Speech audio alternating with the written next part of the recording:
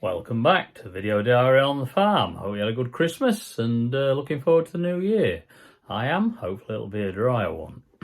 Anyway, going back to harvest, Ripon Farm Services, they let us have a John Deere 6R 185 on demo, and then we went on to hire it for the rest of harvest, just to get a good feel for it and see what it was like. So I did a bit of a review and a comparison against my 724, my Fendt 724, to see what the good points were and the bad points. So I had a good walk around the John Deere and a good look in the cab, and went over a few of the controls and seeing what was different and what was improved on them. And yeah, I hope you'll find it interesting.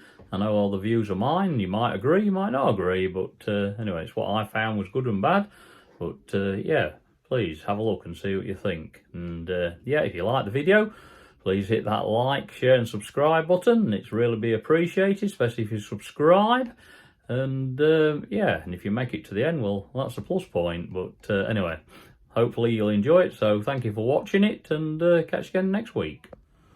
Well, we've been very lucky, and Ripon Farm Services have let us have a 6R 185 to try. So yeah, we'll just have a walk around it on the outside and have a look in the cab. There we are, 6R 185. I believe that's 185 horsepower, and it boosts, well, upwards of 230 horsepower, I believe. 234, something like that. I'm not quite sure, but it's a smaller tractor in the larger frame. I'll have a look round. Got those LED work lights on, which is all good to see nowadays.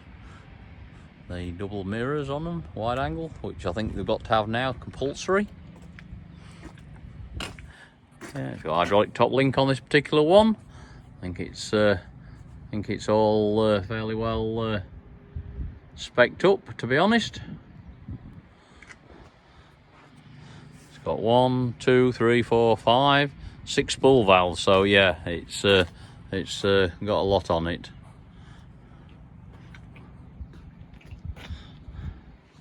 Ain't got hydraulic stabilizers though on it, standard ones. But anyway.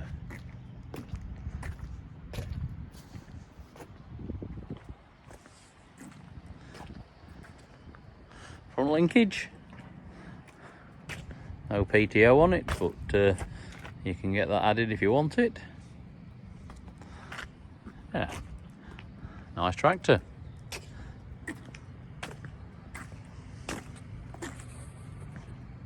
Well, we're up here in the cab of this John Deere 185. Yeah, they've altered it from ours. We've got a side pillar with the information on, which is the same as the old 8000 and 7000 used to be, which I like better than a centre dash. As you can see, pull that steering wheel down. There's yeah, there's no centre console there. And yeah, on this particular model, it's well spec'd up with a Command Pro joystick. And the other auxiliary, another secondary joystick at the side, a bit like the Fendt Vario box on this, or use it. A lot of buttons here, what are customisable. When you look at that screen there, you'll see it tells you what everything does when you assign them. Like they're assigned to the, whoops, we'll remove that. We're trying to reassign things. But they're on spool valves at the minute, and then we've got 2 buttons at the side of the joystick. They're on maximum min revs, but yeah, apart from that, there's no, there's a forward reversing lever, but with no park on it. And you've got a handbrake, electronic handbrake there, what you have to press. So yeah, apart from that, it's pretty much standard John Deere fare. As far in the armrest concerned, with your hydraulics on it for setting your depth on here and that set, and then you have your rocker switch, which will be on your Command Pro joystick for lifting and lowering. Then you've got your headland management sequences here, which to me they still haven't done what I thought they would do.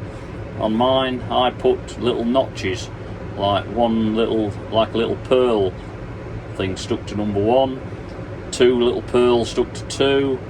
Well, I only used 2 and 1 and 2, but you could feel for them without looking at the joystick, or looking, sorry, where the pad was. You could feel them, which I think was a good idea personally, and I thought John Deere might have done something when they upgraded the cab, but they haven't. But yeah, anyway, nice. I'll take it down the road and see how it goes.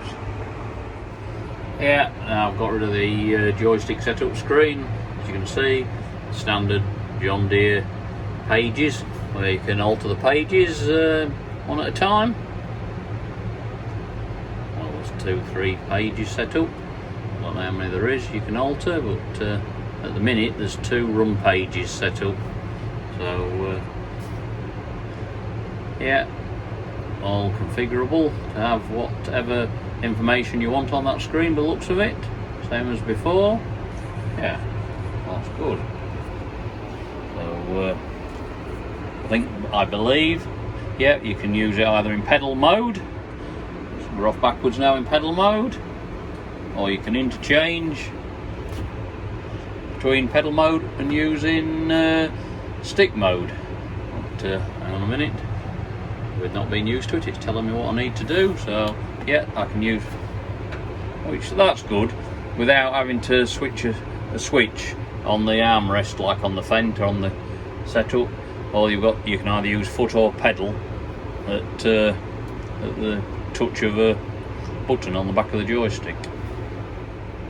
Yeah, and that's forward, and to get reverse, you just, like the Fendt, you pull it towards you, the joystick, tap it towards you. Slow a bit. So yeah, that's just like the Fendt. Right.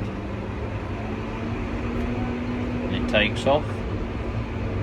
But yeah, I don't know.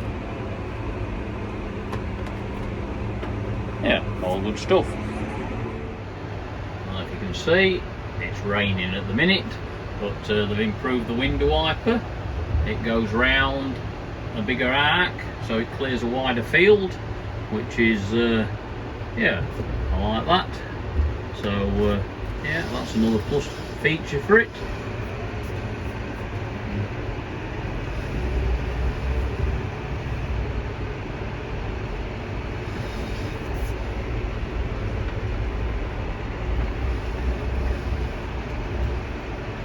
The bonnet looks a lot bigger than my 724, a lot higher up.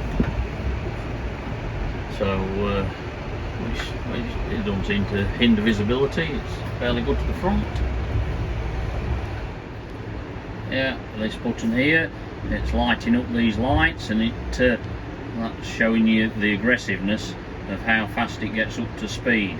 So if you're in road mode, you might want it on number 3, so it sets off and takes off and gets up to your desired speed real quick. But if you're in the field and you're spraying or something and you want to take off slowly to get up to speed, to give the rate controller a chance to catch up, yeah, number 1 setting. So yeah, that's handy. It is just there, and you've got your cruise controls, what's set up or activated. Yeah, and all of these are Isobus compatible, this joystick, so you can configure and implement to work straight from that joystick rather than having a separate one, what you get with your implement. There's quite a few buttons. Yeah, it's nice to the feel. And then you've got your familiar little scroll wheel there. It alters your forward speed, as you can see. Nice to turn it, it's doing it, which is the same as the standard auto power, what you get with the standard command arm. So yeah, I do like that feature, but the Fendt has actually done that this time, so that's they've upgraded the same as the John Deere, made it better. So that's real handy if you want small increments in your forward speed. Yeah, another quite handy feature is when you're on the road, obviously if you want to, you can go from 0 to top speed by just pressing the joystick forward and you go through a detent, and whoa, we're off.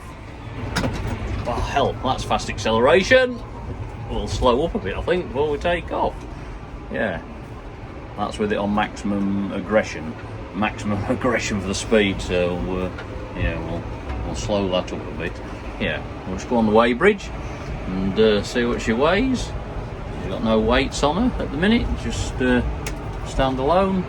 Fuel tank is half full. So let's see what she weighs. 8.22 tons.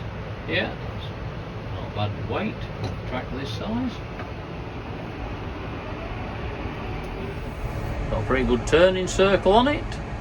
Yeah, not bad at that.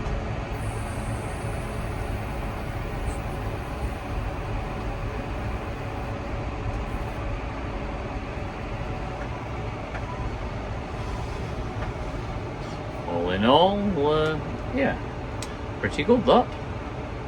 One of the most noticeable differences I've found from having the Command Pro joystick in the cab with an auto-power transmission is that you haven't got like two steps of the gearbox, like number 1, number 2, like you had on the old command arm armrest.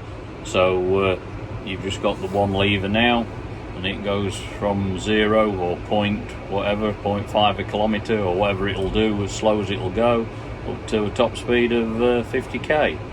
Well, showing 55 on the dash when it was on the road, but yeah. Obviously this is a Fendt 724, which in horsepower size, if you're not familiar with Fendt's number, it's 240 horsepower. There's no boost. That is the maximum power. That's not rated power, that's max power, 240. So what you see on the bonnet is what you'll get all day long, draft, transport, PTO, whatever. Whereas like we said before, the 6R185, that's its rated horsepower. And then I believe, like I said earlier, it's 200 just over max horsepower for draft work, and then with boost about 234. So yeah, in comparison, it is a smaller tractor for draft work, but for transport work, it's very comparable with the 724. On the Fendt, front axle suspension. Of course, the John Deere will have its TLS front axle suspension. Yep, so all good. Cab suspension on the Fendt, which is pneumatic, it's on airbags, so potentially, I don't know, softer ride. They do a hydraulic option, but I think these are 3-point mounting on the Fendt. I'm not sure about on the John Deere. I'm not sure on lift capacity, but I'm guessing the Fendt will be ahead of the John Deere. Stand to be corrected, but normally they're a very good lift on the Fendt. Not that the John Deeres aren't, but yeah. What we got? We've got cab suspension, hydraulic cab suspension on the John Deere. Front tyres on the John Deere. Yeah, 665/28s versus 600/60 30s. So yeah, they're Michelin's on the Fendt and Bridgestones on the John Deere. But obviously you can specify what you want on either tractor, and they are actually, yeah, they're actually VF on the Bridgestones, and the Michelin's are VF, so it's very high flexion tyre, so they're both a good spec of tyres.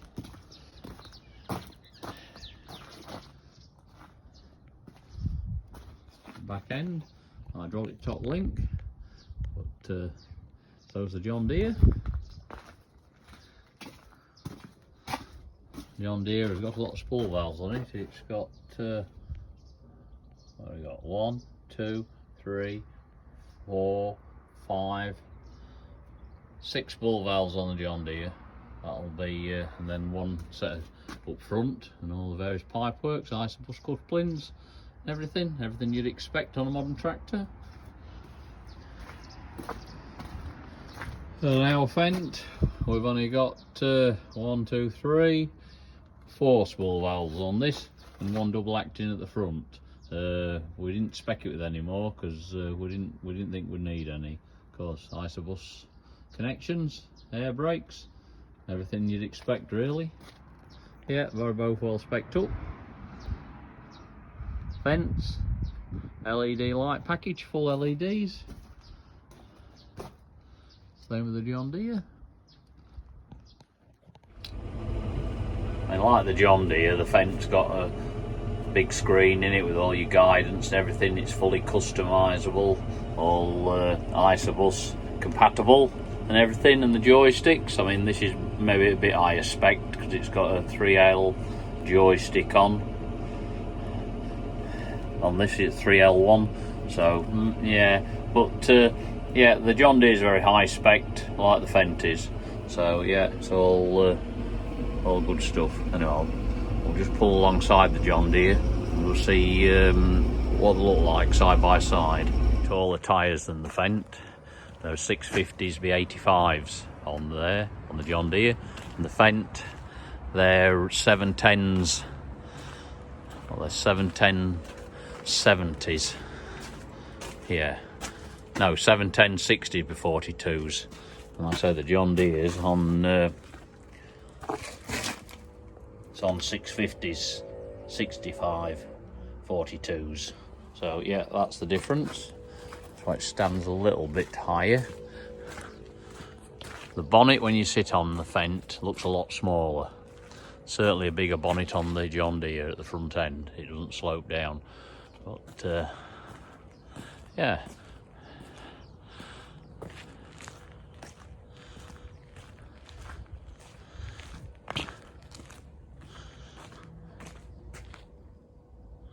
Wheelbase is about the same without going into technicalities. I don't know the measurements off by heart, but yeah, both tidy tractors. So that makes it 8,680 after knocking the front end weight off. So both tractors weigh very similar to each other. There's not a lot in them. And this has got nearly a full tank of fuel. I think the John Deere only had just over a quarter of a tank, a third of a tank. Yeah, thank you very much to Ripon Farm Services for letting us try it. It's yeah, nice tractor.